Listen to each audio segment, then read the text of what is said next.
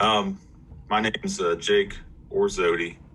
It's kind of a strange last name. It's actually hyphenated. So it's Orr, so ORR hyphen ZODY. My contact information's here, jake.orr-zody at greenfieldmcclain.org, and there's my Twitter. You could also reach me with my cell phone. It's fine. My number's 937-763-2711. I'm going to talk about the McClain triple option, get into what we do and kind of why we do it. A little bit about me. My grandfather was a former coach at Greenfield McClain in the 1950s. He played in the 40s. In the 50s, really, McClain kind of had their heyday. That's why I'd say legendary there. They were very successful, won a handful of conference titles.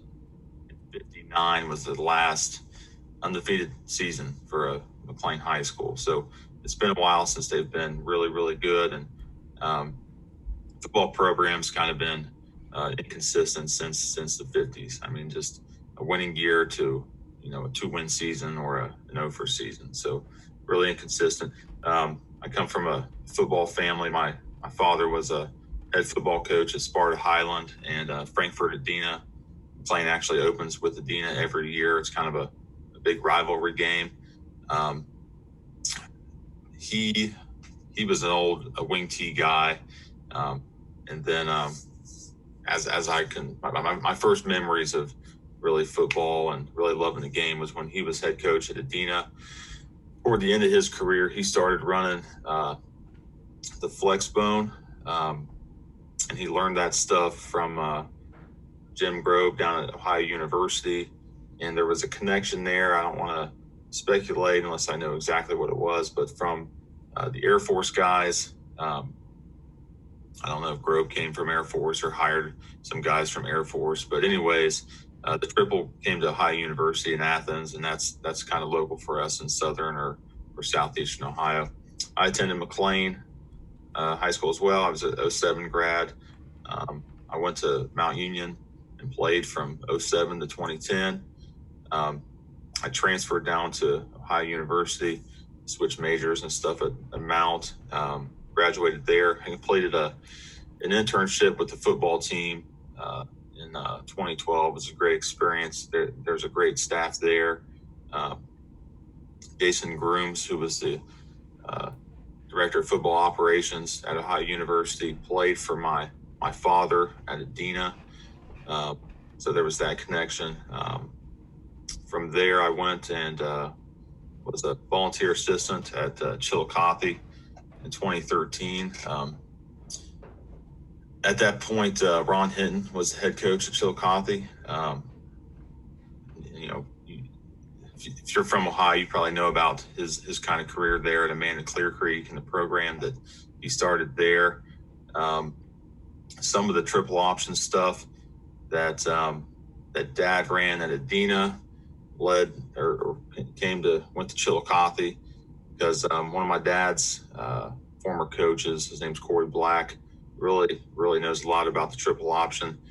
After he left Dad's program, when Dad stepped down in Adena, he went to Amanda. So some of the same things that come from OU went from Adena to Amanda and then back to Chillicothe, and that's where I kind of stepped in. I coached quarterbacks, and we also ran some of the option and some of our system that I'm going to talk about here in a moment or two.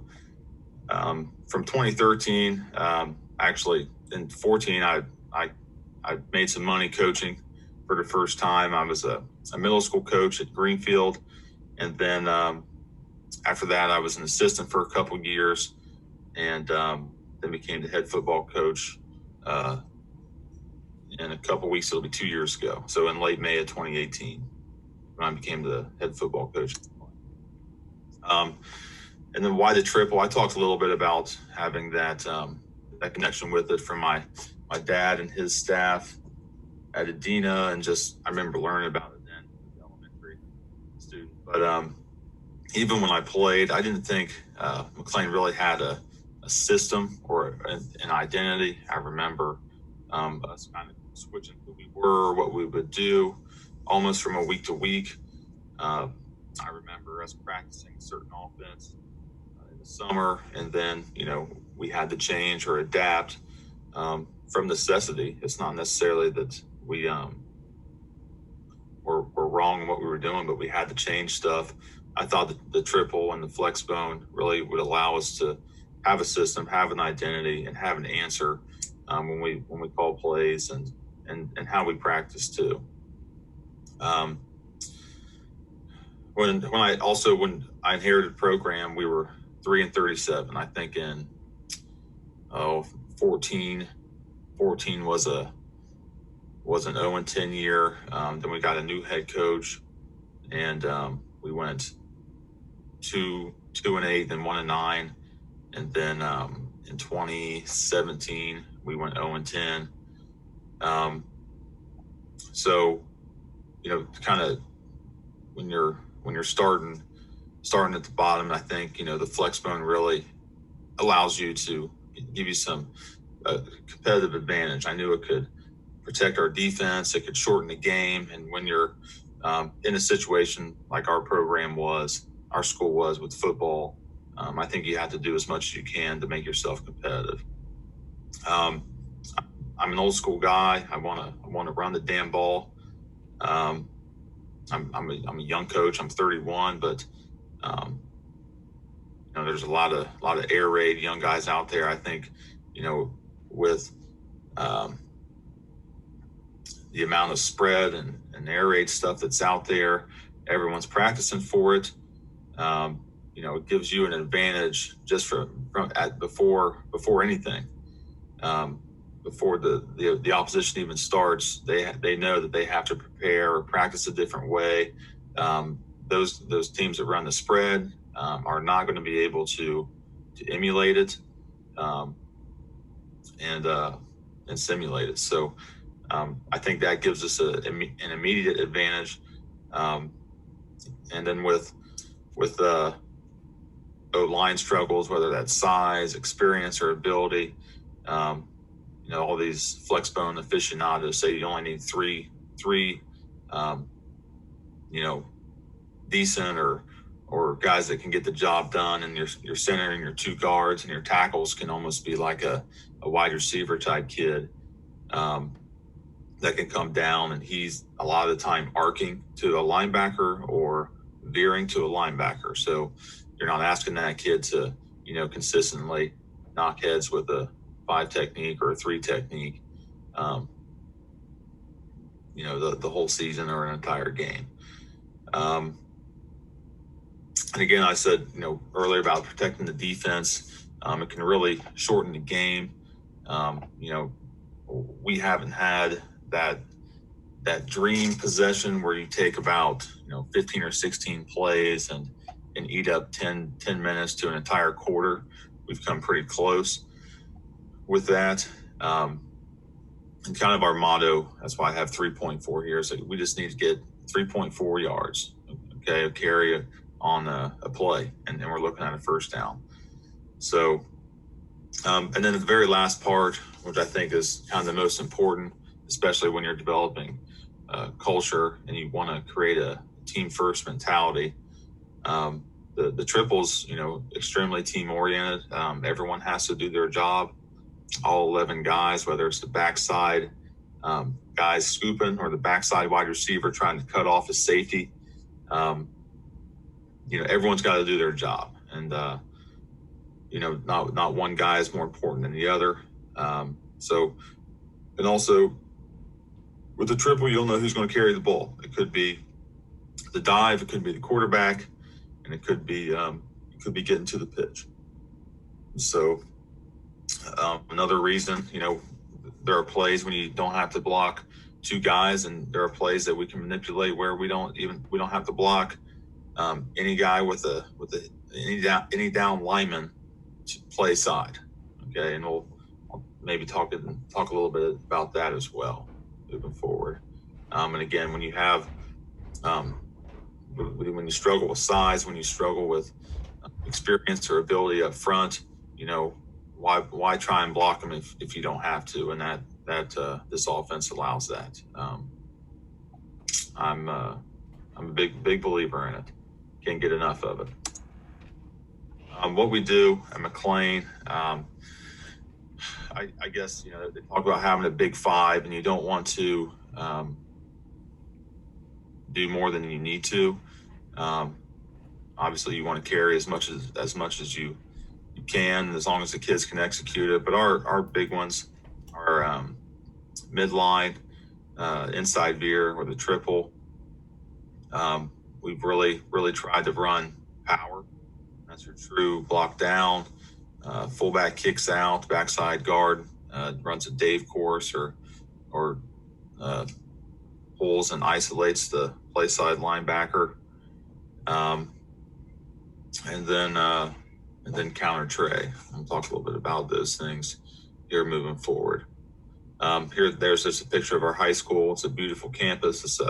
It's a historical site in the state of Ohio. This was a photo from a drone when we lit up the field on the 20th to kind of commemorate our seniors during this unprecedented time. First thing I'm going to talk about is our midline, and then I'll talk about our inside veer. So it was our best play in 2019 and our most explosive play. Our biggest plays came on this year. I think that's because we had consistent quarterback play.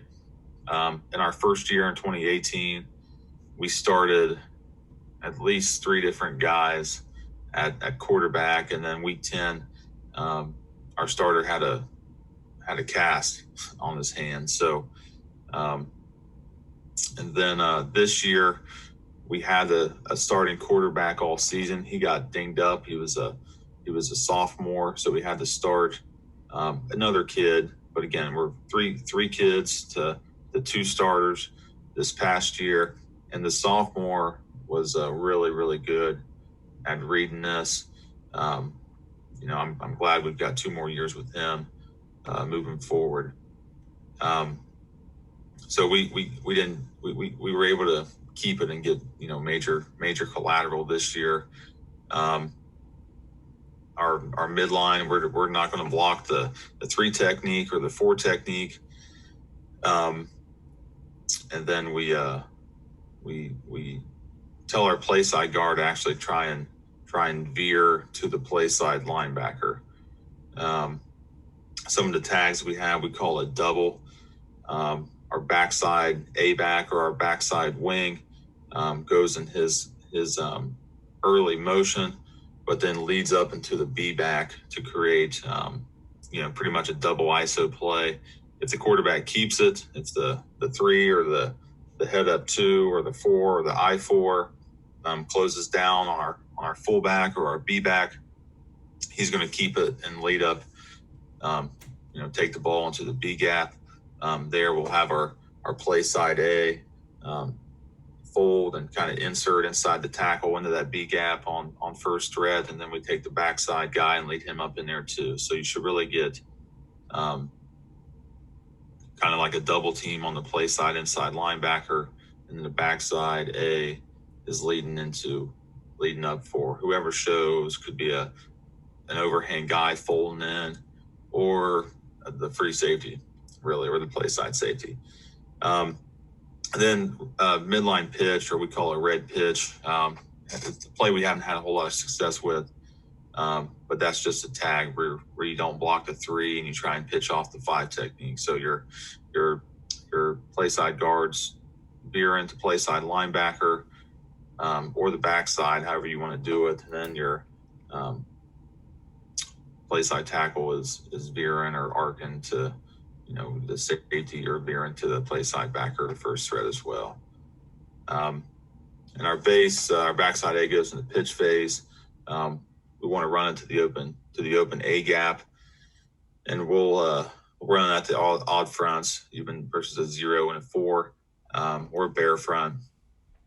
We're looking, we want to try and get better at the double insert, where we tag as double, and really want to develop our mid-triple game. I think there were lots of times we could have gotten to the perimeter, but didn't do that. And had we had to play in and really emphasize, we could have got to the perimeter. So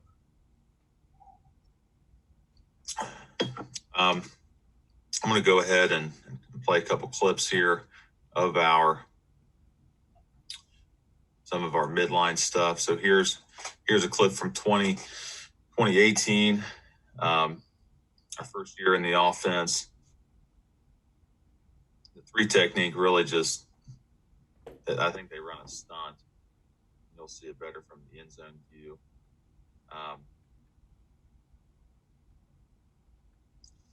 The three technique goes out, and then there's not the linebacker doesn't fill, or I assume it's a bust on their part. But again, our play side guard here, our right guard, veers to the play side linebacker. We're trying to get in this situation, our center is going to try and get to the backside linebacker, and he does that really well. And again, you'll see it here on the end zone. The three technique here goes out. So it's an easy read for a quarterback. Quarterback's right foot goes a little bit past the midline. I'd rather him not get so far back there so he can get upfield sooner, but it's an obvious give read. Play side tackles blocking out. Like to see our A-back do a better job. And here there's no room really. So even if he did fold in like he's supposed to, or try and reach up to a safety or a first threat, he's not able to, just with what the three technique does here. So this was our best midline play, and in the last 2 years, it's our best midline play where we've given it. Try and find 18.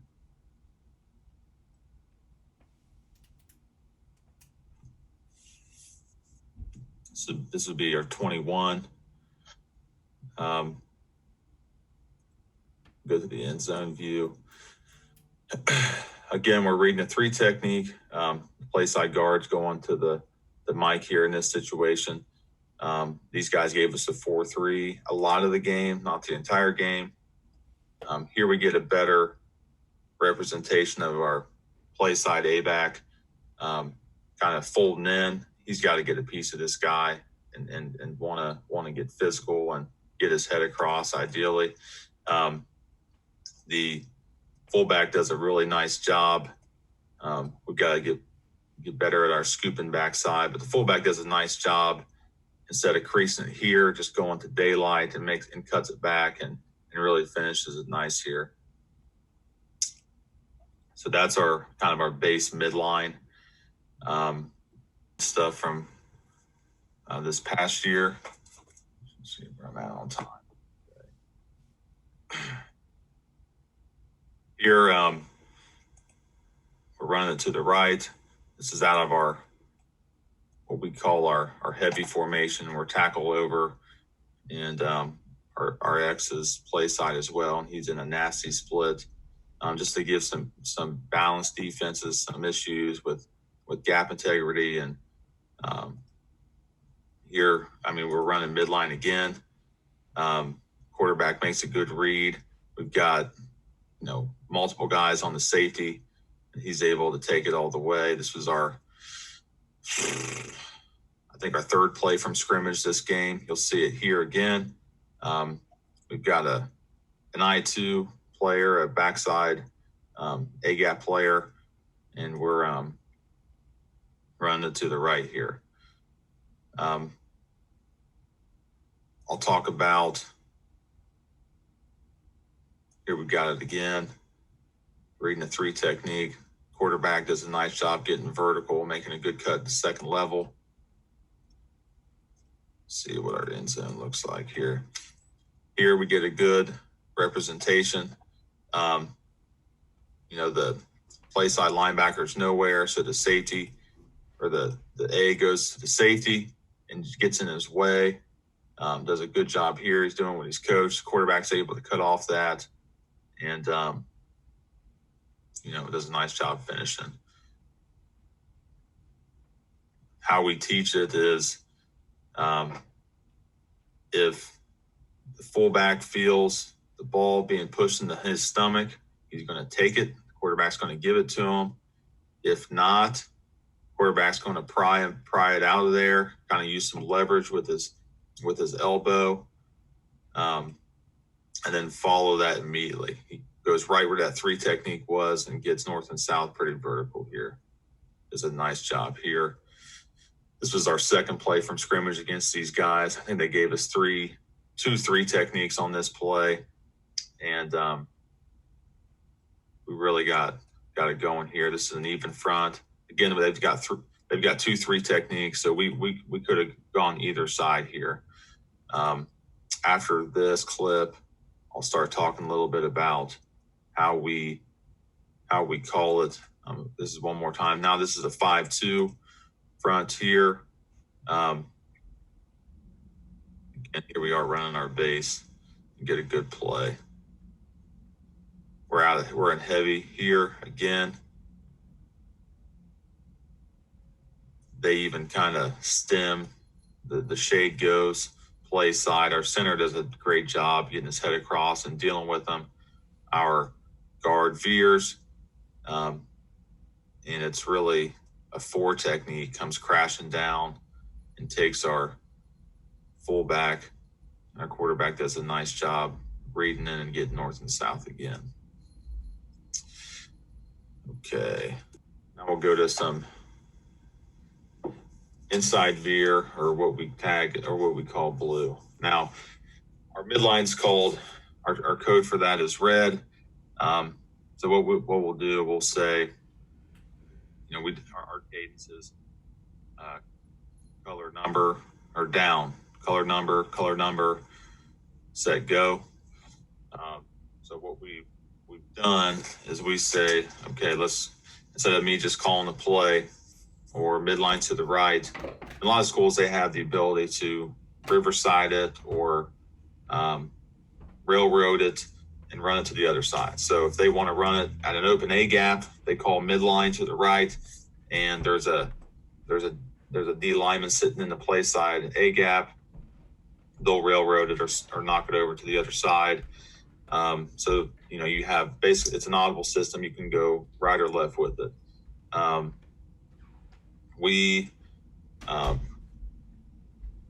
We call red blue check. So quarterback really can run 4 different plays, and within the cadence, he'll say down. All right. And then wherever he wants to go, if he sees a huge A gap one way, or he sees a giant B gap, or we say we want to run it to this way, or if we want to say we want to run it at this 5 technique, we always want to run it at this D lineman.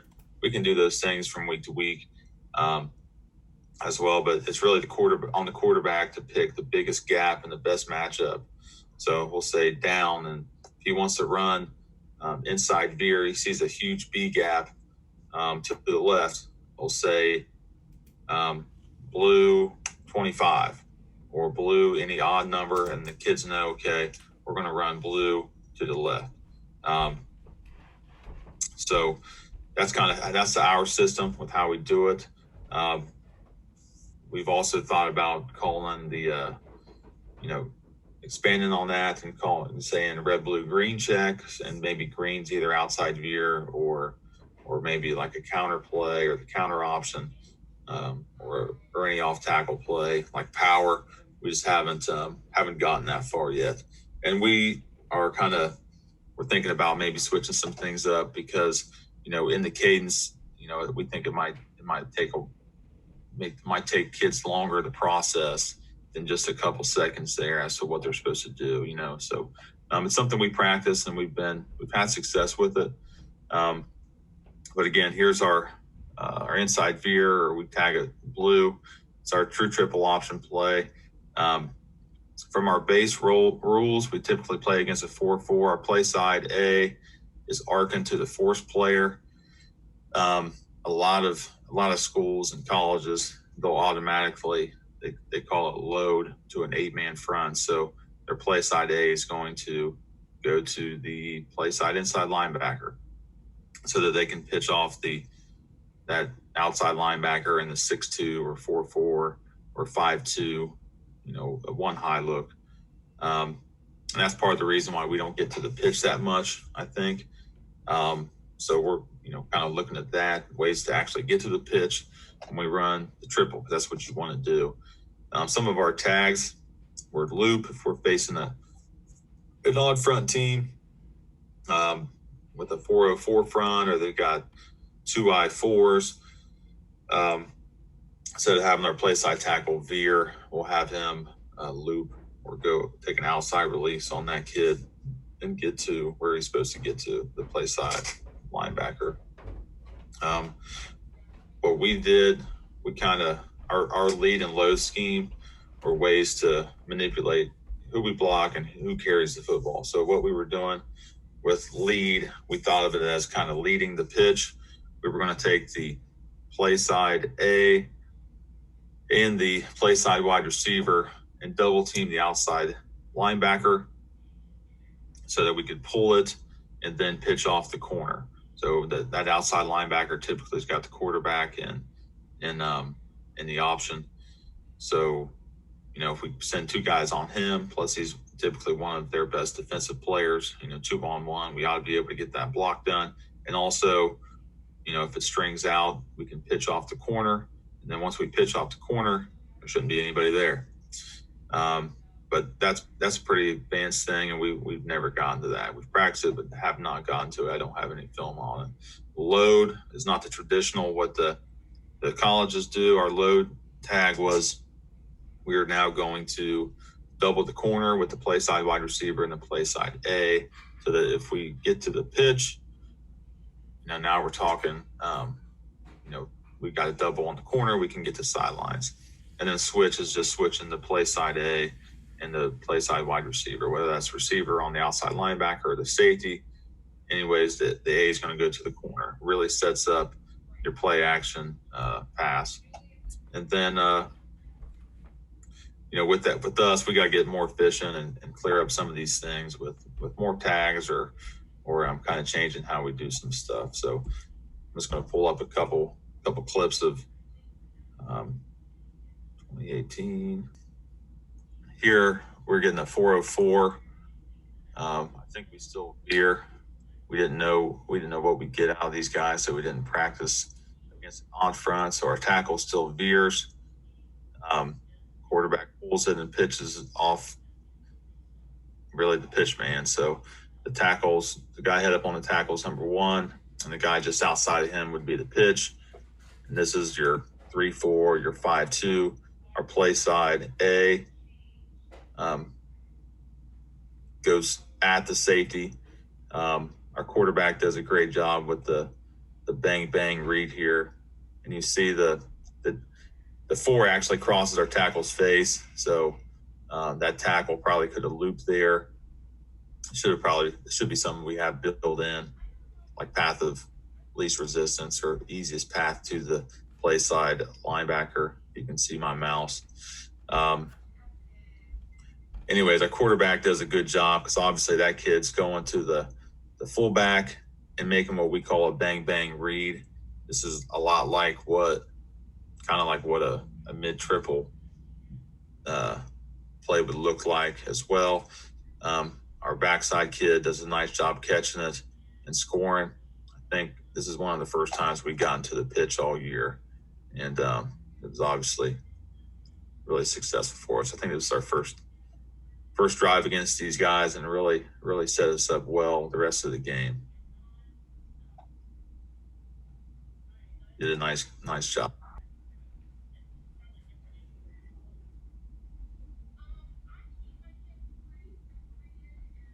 This player quarterback does not carry out the fake. I'm not even sure if he's reading it well.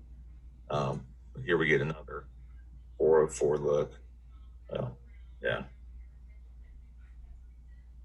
Our tackle's veering, but again, this is a situation where we could have looped him, our play side tackle.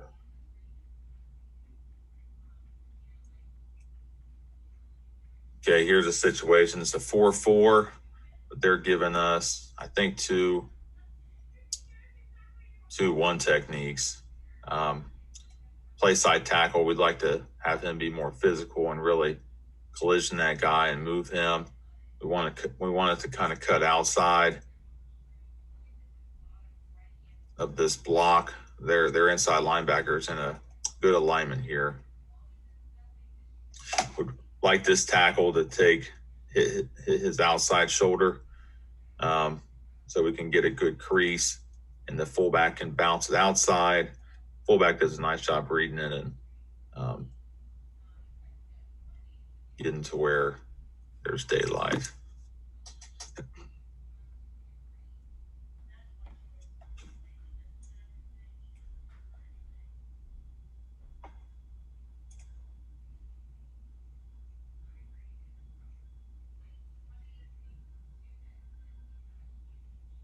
Our quarterback's thought process is to give it until he can't.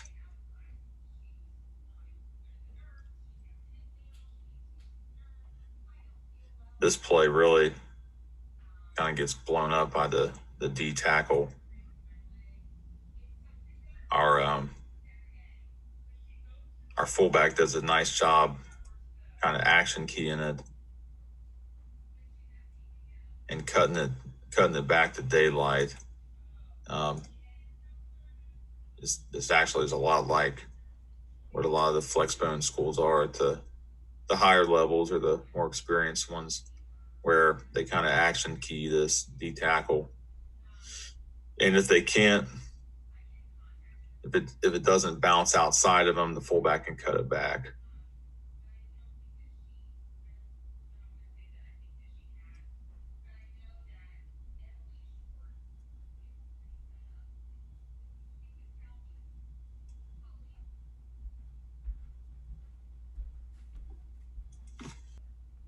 Watch them a little better.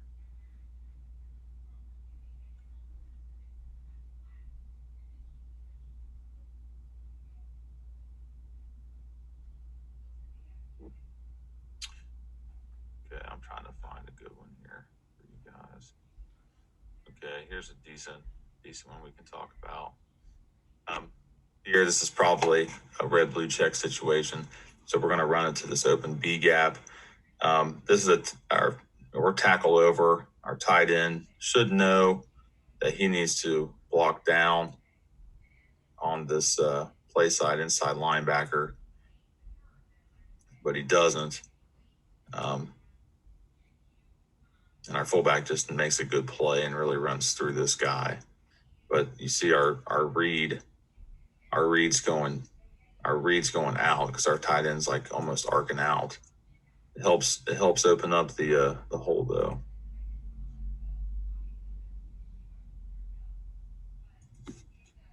So kind of get an idea of our system,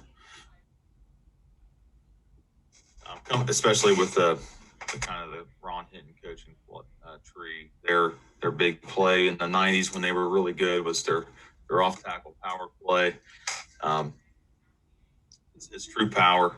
We're blocking down, our fullback's kicking out.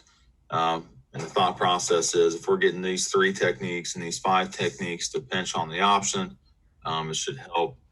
It should be a good marriage between, the option plays and being able to run the power. It hasn't been great for us. It's bounced a lot of times. I'm going to talk a little bit about how it's evolved in 2 years from our first year to our second year. The first year we just would run it. We ran some eye. We ran some split backs. We run some double wing stuff. We did not do pre-snap motion in 2018. So I'm going to pull up some of that. Navigate through my photo here. Here's an example of one bouncing.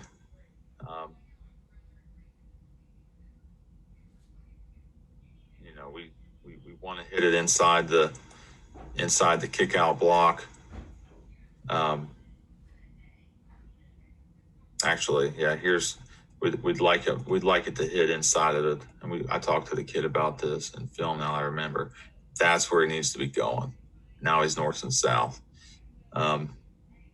He bounces it and, is athletic enough to make a play. We're running again. It's almost like our Bobby left and right play.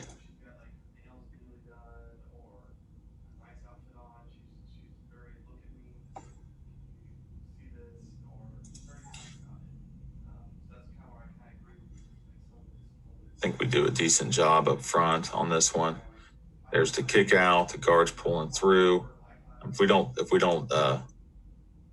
bobble the snap, it probably hits a little bit faster and better. A lot of the time on the power play, there's a nice cutback lane. This one doesn't cut all the way back. We actually block it really well. It's one of the better plays here. Another thing is when teams try and blitz the inside linebackers, in theory, as long as you can pick it up, it should be easy down blocks for everyone up front. There we get a good one from our left tackle. It all kind of gets washed down. We're able to create this big hole. So, like to see a lot more of that.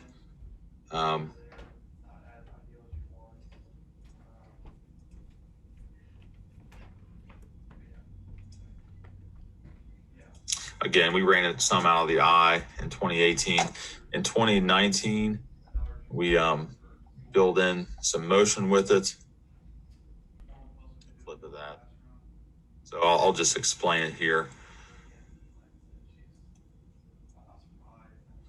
So in 2019, we brought this guy in some early motion. He would step with this kid here. He'd step with his left foot, cross over with his right foot, and plant back with his left foot, and then come more downhill. We thought that helped a lot. We were actually a little bit better in 2018 running the power. But here's an example of the cutback.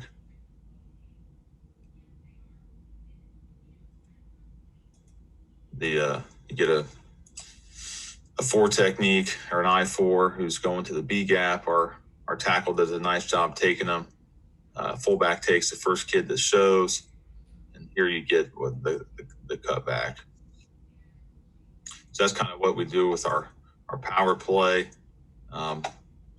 We want to have that element in our game where we really can hammer folks as well. So moving forward, rocket toss. We really want to get better at it this year. Another answer to blitzing inside linebackers. There's kind of a counter element because our fullback dives opposite. We really want to catch it wide.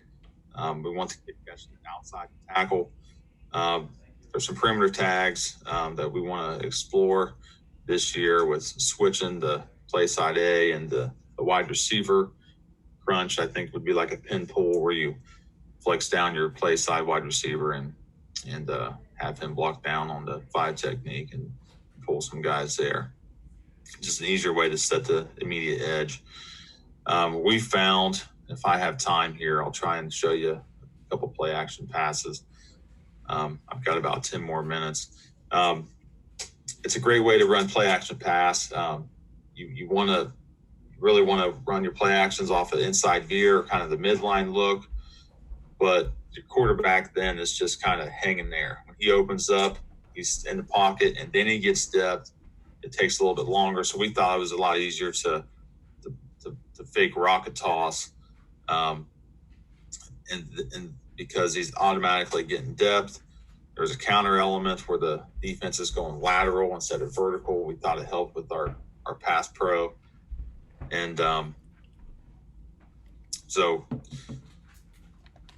if I have a chance, I'll show some boots as well. and we run post wheel off of it. With these guys, we went to, this is our Navy set. We brought a receiver over, and we're able to get some leverage. Try and find one out of our base set here.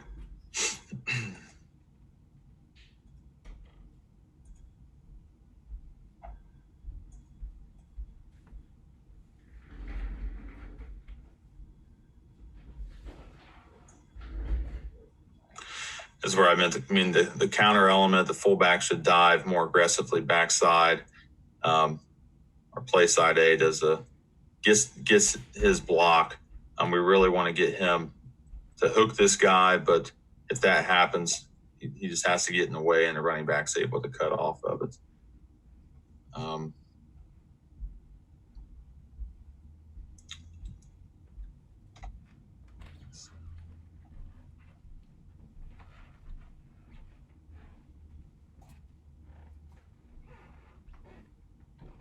I can get to one more here.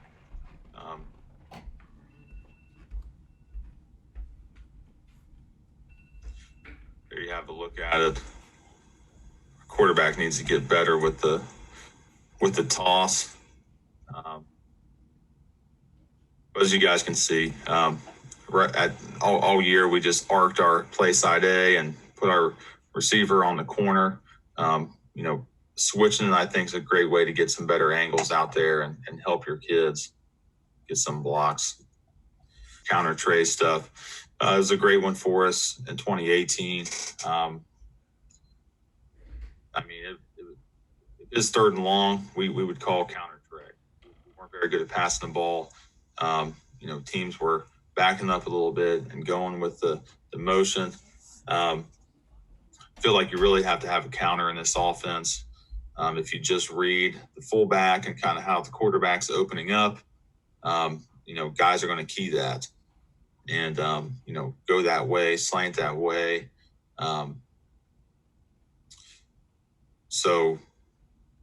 Really looked at counter tray, and we didn't start running it until week 2.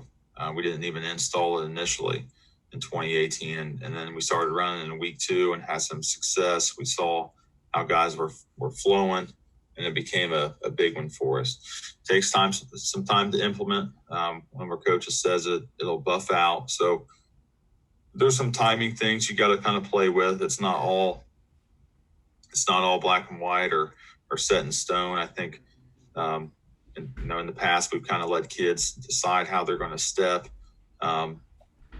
Ideally we can coach it right and coach it well so that it all times up. But not a whole lot of guys run counter tray, kind of like how we've done it. We've made it look like our inside veer.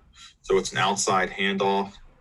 We're kind of looking at maybe ways to run it better, like maybe off belly action or kind of rocket toss action. So we'll pull up a couple counter days and then wrap it up and see if coach has any questions here. So here we are. It looks like they're slanting with motion. The 4 technique, goes into the B gap. The tackle takes them down. Then we get a good kick out from our right guard, and our right tackle is able to get through there, really runs the Dave path well, gets upfield, takes the first thread. He gets to the play side linebacker, folding back in.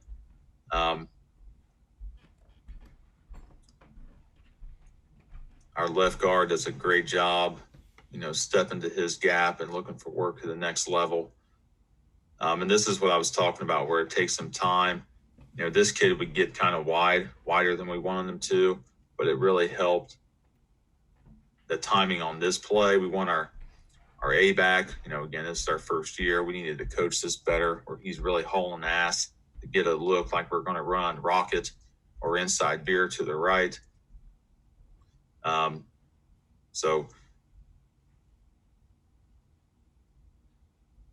This kid makes a great play here. I got a couple more. This is a situation we're backed up. It's 3rd and 13. we didn't do anything right our first 2 plays, and we call it, and it was surprising how often that we could call this on long down and distances and get a good play.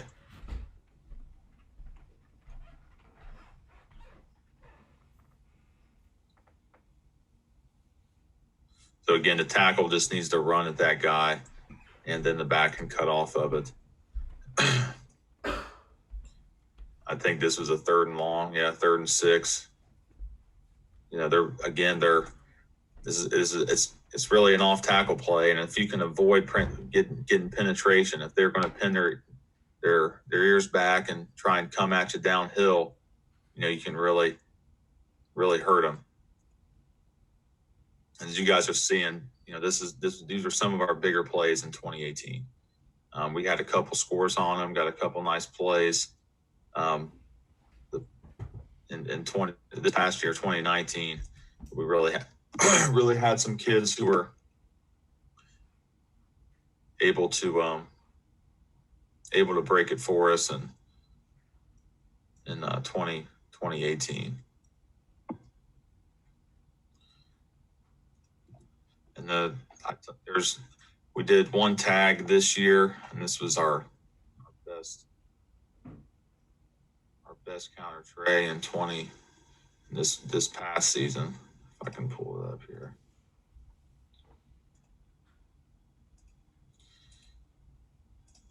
This is against Chillicothe, and these guys are really well coached. Here they are giving us a 404. They're gonna, read linemen and step down and squeeze and look to spill stuff. So we thought log might be a better play for us against these guys, and it worked here. And logging it might be better typically just because it's that outside handoff and the kid has momentum. The previous ones that broke from 2018, the kids were really kind of getting the ball and cutting back or getting vertical now, and that's difficult, especially on muddy fields or wet nights and stuff. So the log might be a good one for us moving forward. So this is just and this is the first time we ran this tag, and you see the flow with the motion, and it goes back the other way. It's almost like a reverse. So again, I think the counter's been huge for us because guys tee off, and we're in this past year was our 2nd year, and we're 4-16, which isn't good. It's not good enough. It's not successful, but I think we are moving in the right direction.